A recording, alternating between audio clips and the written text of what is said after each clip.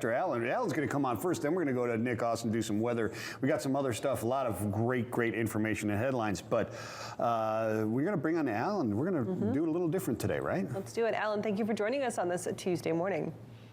Thanks for taking me early, guys. I really appreciate it. And I won't tell you why you're doing that, but I will tell you that the best way to handle March is to go to Scottsdale on Thursday, which is what I'm going to do. Not work, just hanging out. So there you go. Anyway. Oh, all right. Well, so what do we want to talk about today? I think from a top story perspective, a little bit of carryover from yesterday, and then some breaking news this morning, more in the sort of in the medium size market. Workhorse, which is going to report earnings in just a little while, announced this morning pre-market that it's going to pull kind of a stopgap measure and get some vehicles from Green Power Motor in Canada so they can sell some Class 4 medium-duty trucks.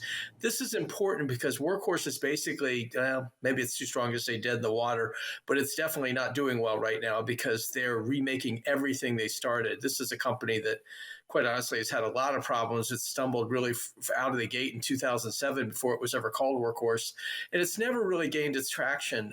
It lost kind of its first mover advantage in electric delivery vans, to Rivian and to some of these other players now. And honestly, bringing in a veteran auto guy named Rich Dalka last year, he sort of said, hold on, everybody, let's just stop and get this thing running right. So what he's agreed to with Green Power is to get 1,500 cabs and chassis that they can turn into Class 4 step vans or delivery vans. That'll give them something to sell this year while they're working to sort of make everything kind of redo all their product line for 2023. We'll see how the analysts react to that later today.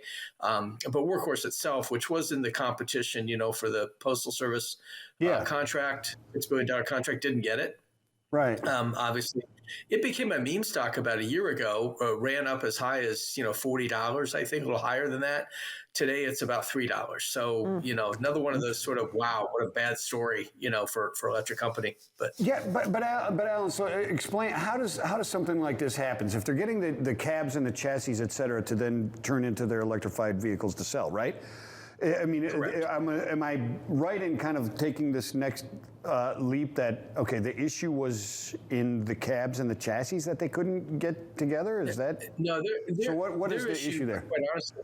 Yeah, I mean, Michael, their issue was that they just weren't very good at building vehicles. They didn't have the right people. They didn't have the right skill sets.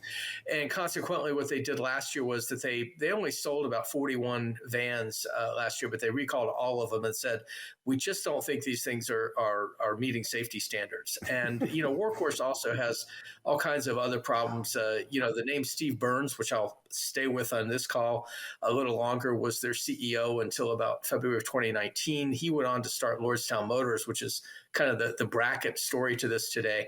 But basically, they just never quite figured it out. They didn't have the right people in place. They didn't have the right processes in place. And consequently, they weren't making a very good product. So, they hired Rick Dowk, who comes out of American Axle and, a veteran guy. He did the merger at Delphi Technologies with Borg Warner. It was a $3.3 billion merger, and then he left. He didn't ever have to work again, honestly, but he came back.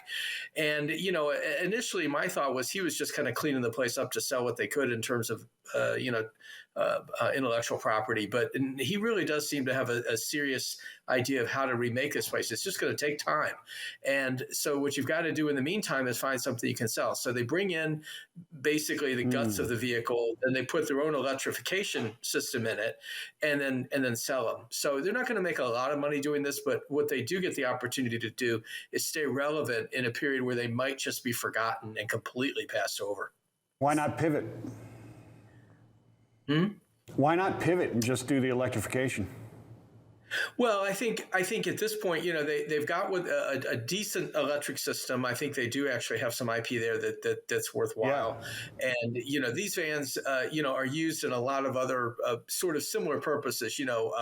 School buses and cargo vans and things like that. So Green Power, which I don't know much about at all. They come out of Vancouver, British Columbia. They're basically a stopgap measure for Workhorse. But what's really interesting, and I mentioned Steve Steve Burns a moment ago is what's happening north of there. So Workhorse is based in Cincinnati. Lordstown Motors, which was the other part of today's sort of top story, if you will. Yeah. There's a company that's also in some trouble. I mean, this one continues to have issues. It would take way too long to go through everything, but you've got everything President Trump, former President Trump involved here, to General Motors, to Lordstown Motors, and ultimately now to Foxconn out of Taiwan, which has purchased this massive plant that Lordstown Motors had, and they're trying to work out a final agreement to contract manufacture this electric pickup truck that Burns wanted to make there. Foxconn paid $230 million for this plant, or will pay that if it gets to be the contract manufacturer. Then it also wants to bring in a Fisker electric car that it will build under contract there. This is a big enough place. You've got lots of room for many products if you ever get to that point. The problem with Foxconn is that they make cell phones. They don't really know much about electric vehicles. So I think this whole thing is still way up in the air. Here's another company that got a new CEO, ousted Burns, and basically brought in a guy who used to work for Carl Icahn, was one of his operatives, named Daniel Navaji. And Navaji basically said, look, we've got to get this thing moving, or else, we're not going to be able to survive this. And they already put out a year ago a notice of what do they call it when you're not sure you're going to stay in business. So that is hanging on by a thread up there. We'll see what happens. But these two companies, quite honestly, have always been questionable in my mind, and the kind of thing where there's just too much going on and too many pieces to keep track of, really. And so another thing that's going on with Lordstown too is, let's talk about the legal trouble that they're in from being sued by another company too, because it feels like both Workhorse and Lordstown are taking just like blow after blow after blow, and this suit is now another one for them as well. Yeah, I like Rock'em Sock'em Robots, and I think that's exactly what's going on here. I think, in Lordstown's case, they've got an SEC investigation over Burns and his former CFO that, kind of maybe inflated the order numbers or reservations or whatever you want to call them. And basically, our friends over at, they're not our friends, but at Hindenburg Research sort of, outed them a while back. But also underneath that, the one you're referring to, Kaylee, is a question with Karma Automotive, where Lordstown may have poached some people and some IP from there. There's a trial coming up in August. We'll see, just how that plays out in California. But yeah, there's just so many things, and I neglected to mention, of course, that the Department of Justice and the SEC are looking at Workhorse for who knows what exactly, but definitely lots of problems here. I mean, Lordstown said yesterday that in their earnings report that they spent about 8% of, I think it was $84 million in operating expenses. About 8% of that went to legal fees and defending themselves in these cases. That doesn't help you sell vehicles, and that doesn't do anything to make your business stronger. That just is defensive spending. So obviously, besides just bringing a product to market in Workhorse's case and then actually making sales that are profitable in Lordstown's case, is there a way for either of these companies to recover? Do they have a path back to success, or back to being an unblemished, or I guess kind of remade up company, I guess, in the public eye? Kaylee, I'm not a negative guy. I'm really not. But I got to tell you, both of these companies look like they're on the bubble to me. The analysts were particularly cranky yesterday in talking to Daniel Navaji and his really a new crew that he's brought in over there. He's repacked the place with professional people. But honestly, it just seems like a real lift for these guys to either company really to either get to the point of being one, relevant, and two, profitable. I mean, let's just talk about electric pickup trucks. I mean, Ford has got, hundreds of thousands of orders for an F-150, and they've sold more pickup trucks than anybody for over the last 40 some years. Then General Motors comes with their own pickup truck, electric pickup truck. And you've got the Rivian electric pickup truck, and you've got the Tesla Cybertruck. Where is Lordstown ever going to make a dent in that?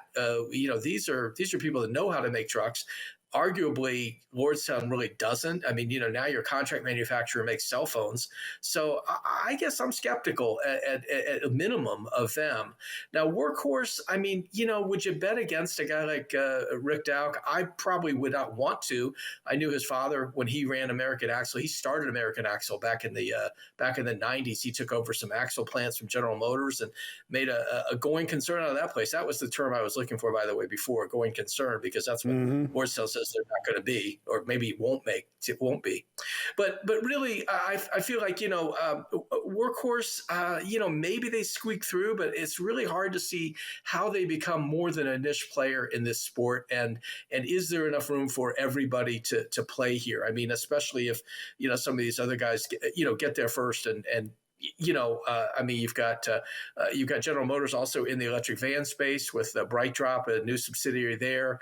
Ford is going to use the Transit for an electric delivery vehicle. So I don't like their chances either, quite honestly. I mean, we're not making predictions here. We're just saying, I don't see much that, really gives a lot of hope right now. Yeah, I would tend to agree with that, Alan. I mean, when you look at these things, even if Workhorse and Lordstown were producing something along the lines of Tesla, it's going to be very difficult to grab that niche. It's going to be difficult for Tesla with its Cybertruck. I don't particularly like the look of it, but I mean, even if you like the look of it, it's going to be hard to go up against somebody like Ford and the F-150 and Chevy with their trucks. They're the big behemoths on the blocks. They're the truck guys. And to take that away from them, if Toyota comes in and says, hey, we're making one too, holy mackerel. Those three. Well, we forgot Stellantis, which we used to know as Chrysler, but Stellantis is going to do one as well. So all of the big, and I think in this case you can still call them the big three. The big three truck makers are all going to be there, and this is the one area. It's funny you mentioned Toyota because trucks and pickup trucks specifically are the one area that the Japanese have had no luck in terms of breaking into the dominance. Yeah, no, the best one is the Tundra or the Tacoma. The Toyota is the best one that's in there, right? Yeah, and not really a big player, and I think they just never were able to penetrate that market like they did passenger cars. I mean, they took over the passenger car market pretty much, but they've never had great success in the truck space. So even setting the Japanese aside, how do you get a small company that doesn't have any money, quite honestly, and doesn't have a lot of latitude to borrow money? How does it make it? I think that's really the question. And so, I think we're, maybe not gonna, figuratively stick a fork in them, but I guess in some ways it just really feels hard for them to make it. And, an executive like Dowk, I mean, he loves the challenge. He's a tough guy. And, if anybody was going to turn that place around, it'd probably be him, because like I said, I saw him as coming in to clean it up, to sell it, and it doesn't feel that way now. But I guess they're just going to have to see, and we'll learn more on earnings later today from them. But boy, I'll tell you, it looks like a tough lift. All right, Alan, thank you for joining us this morning. Always great to have you on a Tuesday morning, and we'll catch up with you later this week. Thank you guys very much.